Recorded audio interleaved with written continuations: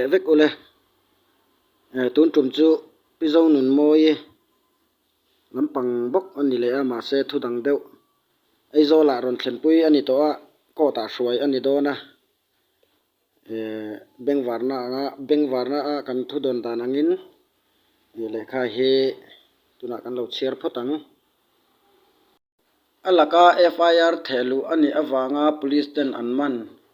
tun hnaya social media a soihlo tak zonun moi chu ni zan nili thali sang ni somni pali khan aizol ron thlen pui ani beng warna thu don danin zonun moi hi man ani na mun ser chip atang in nizan dar som dona aizol police station ron thlen pui ani a lokapa da lu ani zonun moi hi vo in hian court a hruai ani dona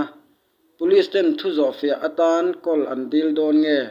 jela da ngal an rot don ti kan la hre thei lo thu don na in atar lan danin zonun moi hi nimin pia zan khan ser chip lokap atang in atlan chuaka nimin khan ser chip sai lama man le ni in aizol ron pan pui ani tarlan to angin ni hni thali sang ni som ni pali khan vanram chuangi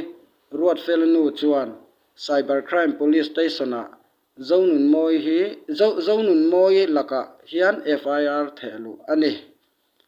ole kan police te an chuan om khop maya hetianga rang taka anan che zung mai hi an fakla kin an chuan om hle ani mai baka ruat felanu po hi a huai sen takani in ka hria a hetiang ti na chang ten an hria thi kan thang thar ron la om zel turatan po thil thalo tak ni in ka hria a